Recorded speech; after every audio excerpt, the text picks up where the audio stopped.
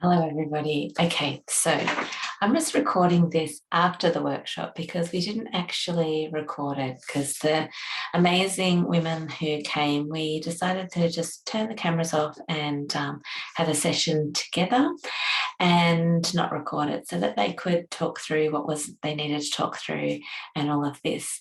And I was going to send you all out the recording from the session that I ran in June. But I was just sitting here thinking, oh, well, maybe I'll just quickly run through this and create a little video for you so that you can work through this process on your own, and I'll send it through to you as a recording so that you can work through the different steps and work on getting your groove back. Because look, I know you're remote, it's the end of the year, it's hot. And having the time for that, to sit down and make it at a time that I determine over here in New South Wales that you should jump on a call with me can be tricky. So here it is. Here's the run through, and I will take you through the process that we would have done if you had been able to turn up live today. Okay, let me set myself up so that I can even give you slides and everything.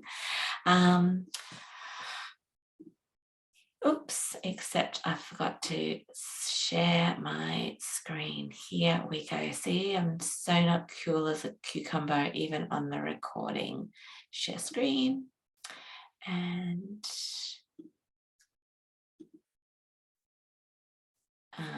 there it is. Okay.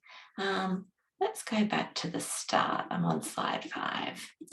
All right, so this is what we're all about, getting your groove back. So let's quickly acknowledge where you are, who you are, where you're standing, what part of this beautiful, amazing earth that you're coming in from. So taking a moment to honor the land that's underneath us, the land that feeds us, that supports us, that nourishes us. And acknowledge the custodians of the land, the elders, the people who have walked this earth and held it well, and continue to hold it.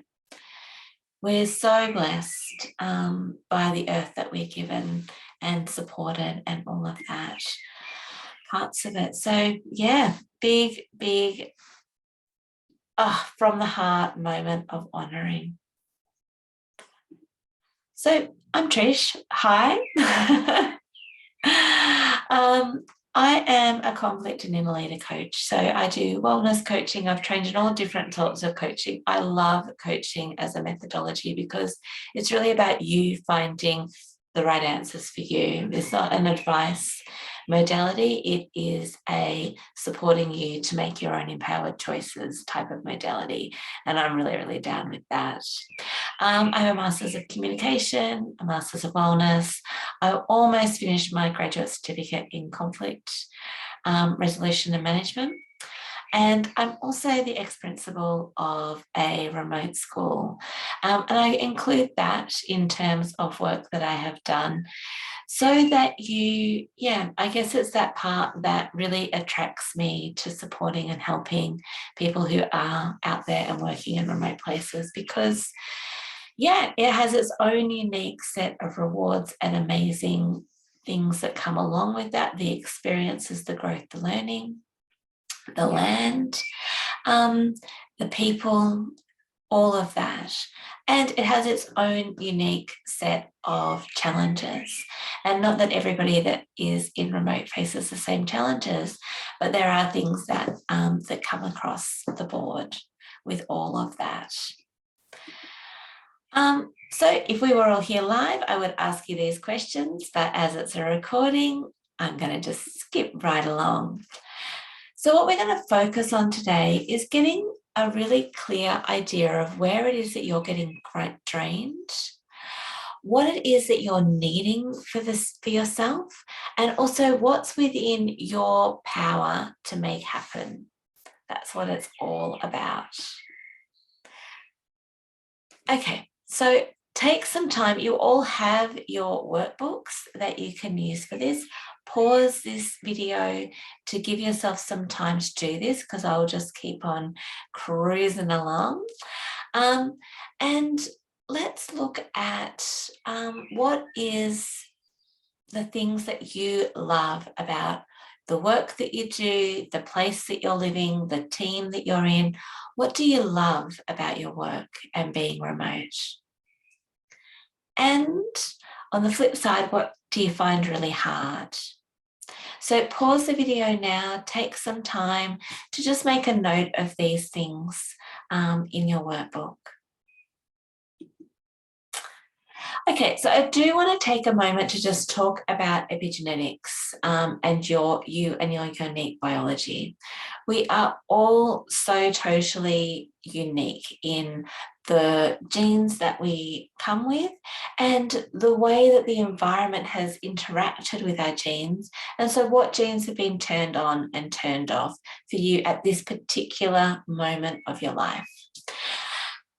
And what that's called, it's called epigenetics, which is really, really fascinating and exciting. And it forms a big part of the work that I do when I'm working and coaching with the people that I work with, because it gives us some clues into what is the right chronobiology, what's the right time of the day to do what things, what is the things that are going to cause stress to our systems, and what are the things that are going to alleviate stress. And the interesting thing is that our mesomorphs, what will cause them stress will actually be something that is a way that can alleviate stress for our endomorphs and ectomorphs. So, and vice versa. So it really does depend upon what your epigenetic makeup is about what's going to stress you out.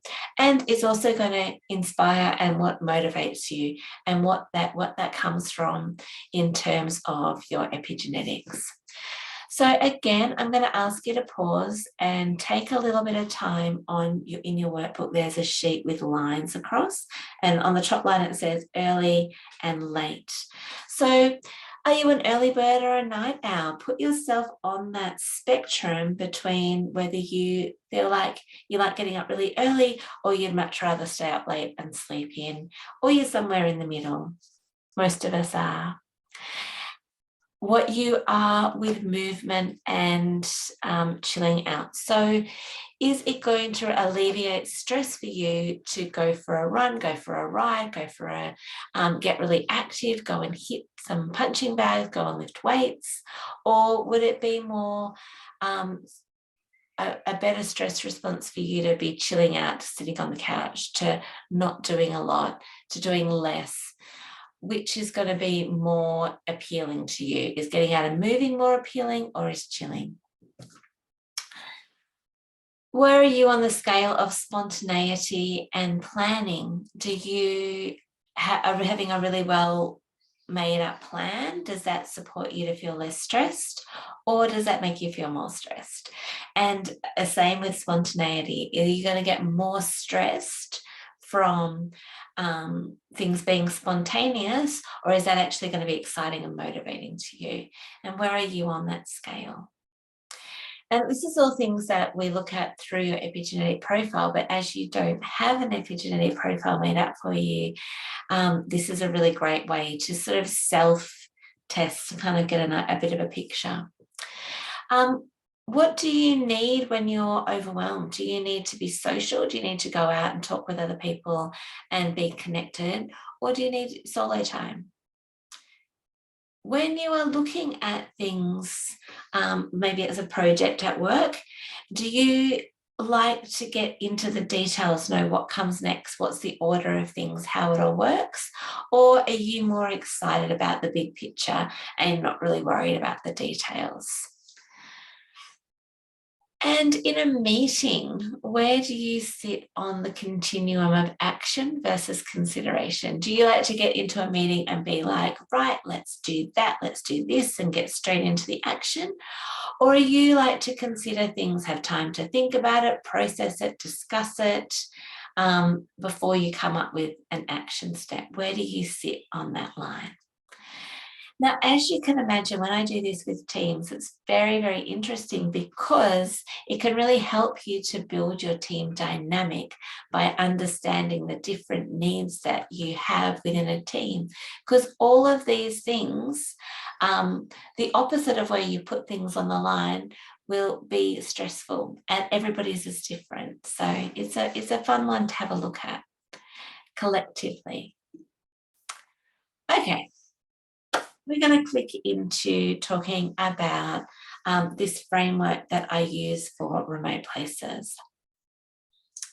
So when we think about ourselves, we can think about it on the level of self.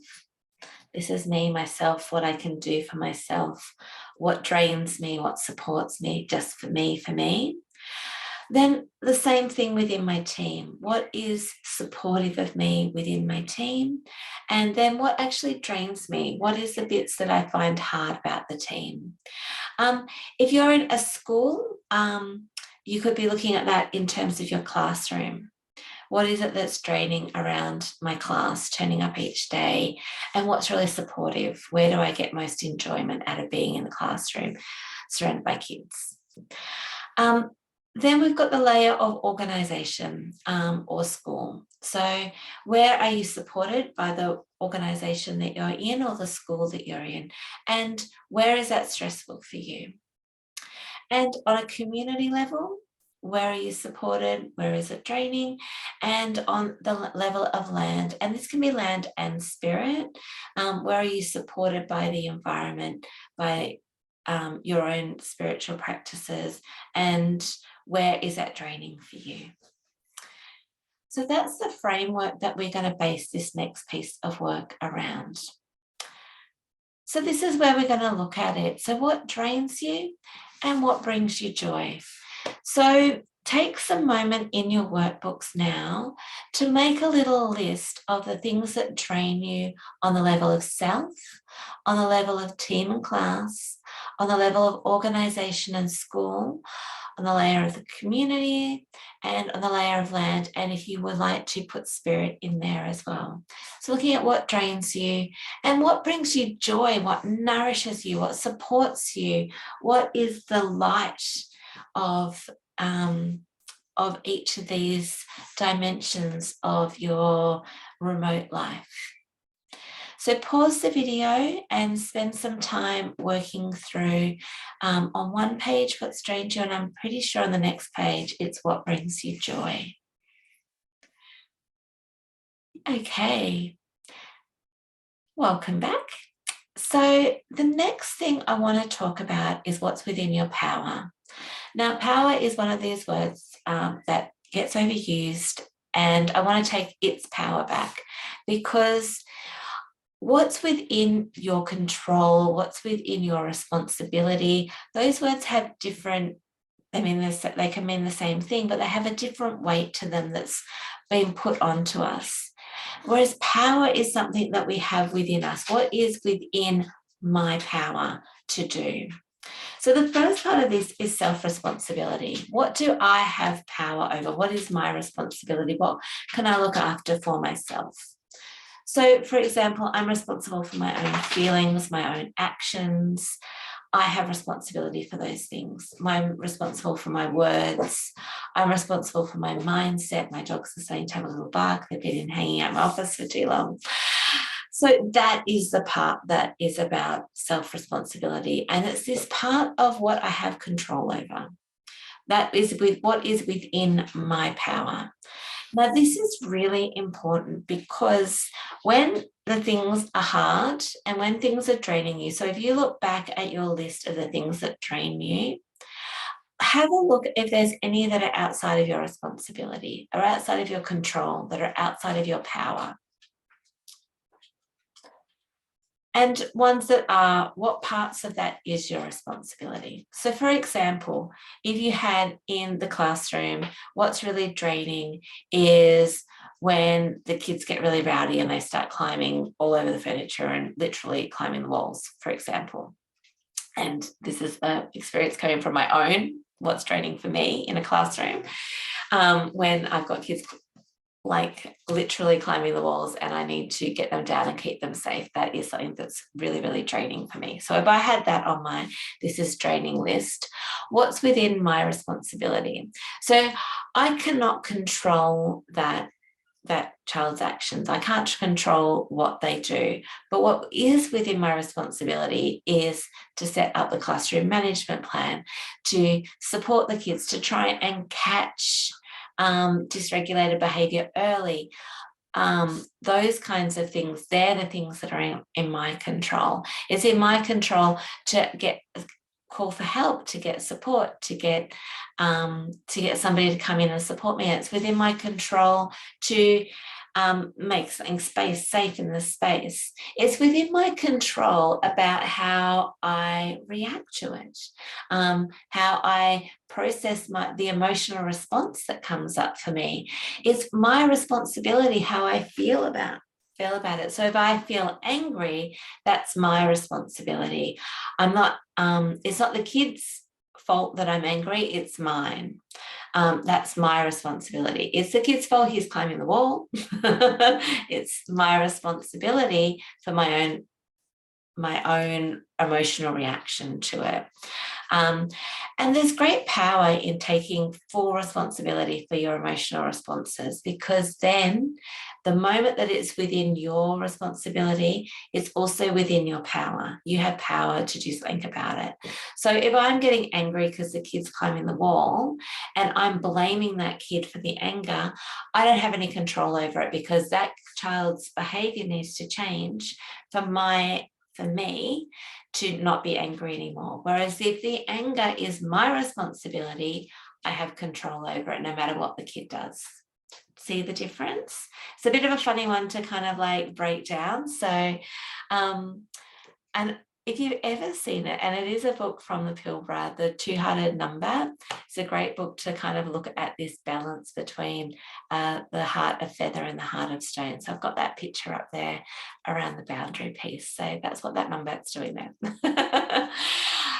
So that is the piece around self-responsibility. And on the call today, which we didn't record, we had a big discussion around what's within my control, which is my responsibility. And then we were looking at resilience.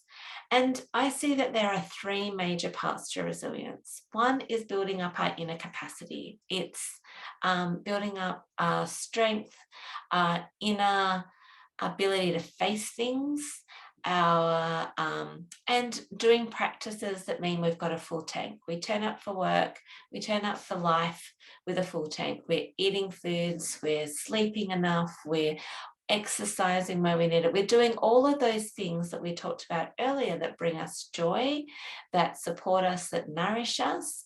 That's a way to build up our resilience, in the sense of being stronger to face adversity. The next part of resilience is having boundaries. Like when you actually need to say, hey, I am not coping, I'm going to step away. That is the safest thing for me to do right now. I have a boundary here and it's been crossed and I need to reinstate it. So asking yourself, what are the boundaries in your life that you need to put in place? And this also includes other people dumping their emotions on you. So just as my anger for the kid climbing the wall belongs to me, if they're angry at me, I need to have a boundary that says that emotion is 100% theirs. I don't have to own that emotion. There's also boundaries in like saying, hey, I've actually had enough. I need to step away from that now. And that's a way that we keep ourselves safe, is to double check in with where your boundaries are. And as a little clue, if you're getting angry or frustrated, that's a really good sign that a boundary is being crossed, or that you haven't put a boundary in place when you probably should have. So what we're looking for then is we're looking at for this idea of what is truly within your power. What do you truly have power over? So in everything, when you're trying to create change, when you're trying to get your groove back, when you're trying to build resilience, looking at what you have control over and what you can do to strengthen yourself from that place. The next layer is also then what you have influence over, what you can advocate for, but that's a separate thing. So it's again to have a boundary between what you have control over and not feeling disempowered by the things that you can't change. You know, that was what all those old wise sayings, which I can't even think of now. Wisdom has left the building. Okay, we've gone backwards, we need to go forwards. So now looking back at your list with that idea of self-responsibility, and look at what you need. What do you need for yourself? So with those ideas of what drains you, what gives you joy, what do you actually need for yourself? What is something that is a need that is not being met by, so when something's draining you, it's usually a sign that there's a need that's not being met. So say, for example, we're back to my student climbing up on the wall and we're in the team class one, climbing up on the wall, I'm getting angry, I'm worried. The need that I have is probably for safety. It might be for something like respect. It might be for consideration. It might be to be heard if the kid isn't hearing me. So I'll have all these different needs, and that anger that I'm feeling, that feeling of being drained, is a result of that need not being met. So that's what I might be needing. I might be needing more respect, or I might be needing more power in my world, or there might be something that I'm needing on that in that class level that is a need that I'm not being met. And then look at what brings you joy. So maybe what brings me joy in a classroom is when my kids are having fun. Like I actually really love, learning's great, but when the kids, I work in a support class at the moment, and when all the kids are doing well in themselves and they're enjoying the lesson, they're enjoying the learning, that brings me so much joy. And so then the need then that's being met in that instance is probably for a need for fun and joy.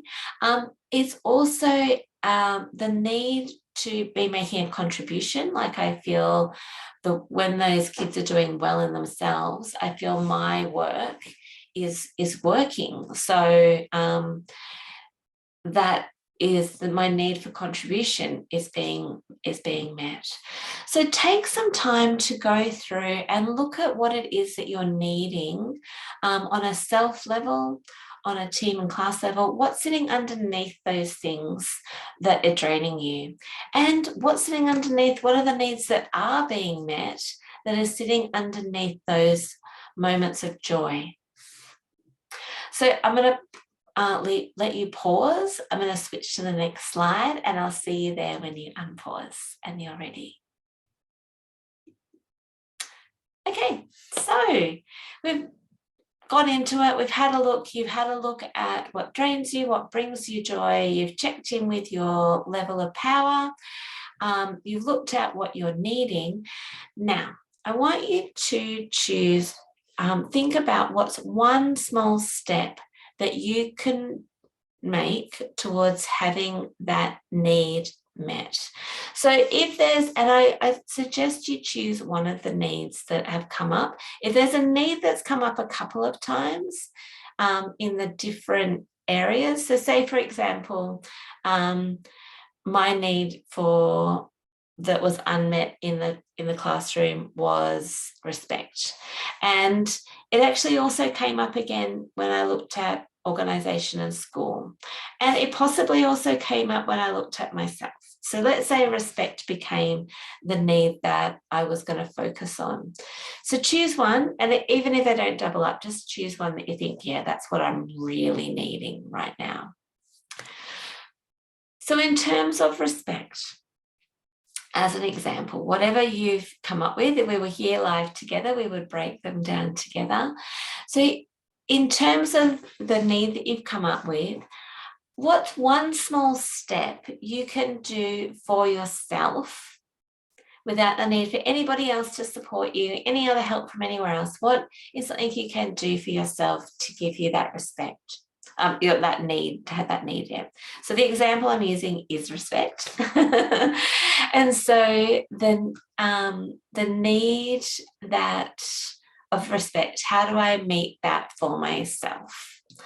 So that might be respecting myself enough to drink enough water. Could be a way that I'm going to respect my body.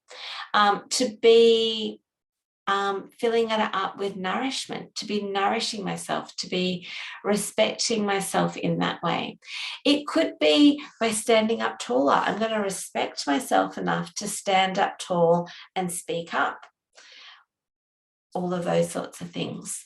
Within the, what would be a way that I could meet that need for respect, say in the classroom? So it might be that I go into my next class and say, hey, it was really crazy when you're climbing the wall. What I actually was needing was respect. Could be even saying to the class, that's what I was needing. I was really worried. Everyone was unsafe. So it could be that I needed to go in. The thing I'll do within the classroom is to ask for them to honor what I'm asking them and respect that, and do some activities and play around with some ways to build respect. Would be one thing that pops to the top of my head. At a school and organizational level. So say respect was the need that I was working on. How could I get respect on that level? And that might be, it could even be going back and reading, say I had a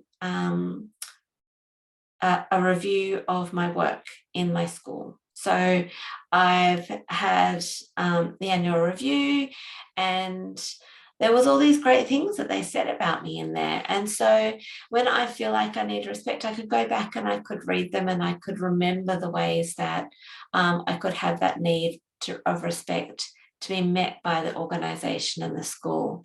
I could read back where I've been given good feedback for something. Might be a way that I can feel that sense of respect. And it can also be to ask for it. You can go in and say, I'm not feeling respected in this situation and I need that.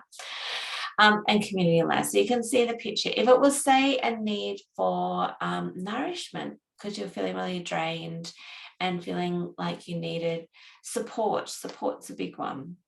So let's talk about support for the last two. For the community, say you had a need for support. Within a community, you could look at how do you have that need for support met. From the land, how can you have the need for support? It could be even just going down and lying physically on the land and feeling the support. So there's a whole lot of different ways. So have a little play around with what are the small steps that you can do. Now, if I've totally lost you with this video with the need thing and you're not getting the need, because it is a little tricky to do this without jumping back and forward to each other. If that whole need thing has just totally lost you and you're going, Tricia, I don't understand what you are talking about. I don't get it. Go back to what's draining you and what's bringing you joy. And you can choose either a small step that you are going to do towards stopping the thing from being draining, or a small step that you're going to take to do more of the thing that brings you joy. So press pause, have a play. That was a whole bunch of talking. See how you go. Okay. All right, so pause. And if you're back, so this is what I wanted to tell you about in terms of a way that you can be supported as you move into 2023. I have two programs that may mush into one. We'll see where people are coming from and what they need. But it's about being strong in your role, strong people, strong teachers, and being strong in your work. So to create a strong school, to create a strong team. And you'll have links to these in the email that you're getting this video on. And so basically both programs are the same. The only difference is that one is school focused and one is remote team focused. And it runs for just a term, but it kind of, I sort of have them go over the holidays. So the first one will be starting towards the end of term one, once everything's set up and you kind of get your groove going for those in schools. And for those in teams, a similar kind of timing once you kind of get the gear yourself into the gear for the year. It's really good to have this support.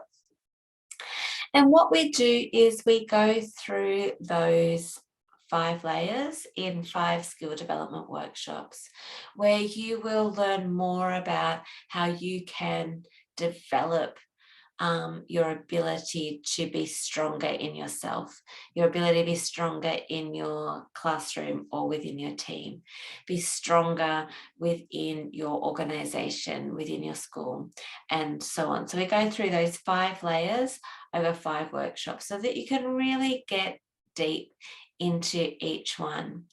And then we do those fortnightly, and on the other weeks you have a group coaching session where you actually get to break it down, talk through what's happening and be coached, which is that conversation that empowers you to make choices towards, moving towards the good stuff. There's 5 of those. So it's a quite intense 10-week program that is a combination of training and coaching and really putting it into practice. You get lifetime access to a library of resources, and these are resources that we even develop as we're going, because if there's things that you need, I will create a resource for it. And you also get access to a personalized resilience assessment, which includes all of that epigenetic information. So you get a full profile, and there's so much in all of that. It includes things around food and exercise, and there's recipes and exercise videos, and there's a whole bunch of really cool resources for your own well-being. But there's also a lot of information then about what the best way for you to be productive and for you to find flow in your day-to-day, how you can avoid stress, how you can build up your resilience, how you can improve the environment. So it's a whole package on that one right there. So if you are interested in being part of either one of those programs next year, they're really supportive. Let me know. I'd be delighted to work with you. And that's it. That's the recording of the session. So enjoy. Let me know how you go, please. I love hearing from people that work through this work. Let me know, reply to the email, come back, talk to me, let me know what's going on. And yeah, look, please reach out, because I haven't got to connect with you on the Zoom call. I would really, really love to connect with you. And that's it. That's a wrap. Have a great day, and yeah, good luck with the heat. All right, and I've stopped the screen share thinking that was the end of the recording, and boom, here I am again. So thank you for registering. Thank you for being part of the process on this. And really, honestly, the more that we build our own strength, the stronger we become for the work that we're doing, that important work that we're out there creating, and the impact that we make, the ripples of that impact are just bigger and bigger the stronger that we are. So thank you for joining me, and yeah, be in touch.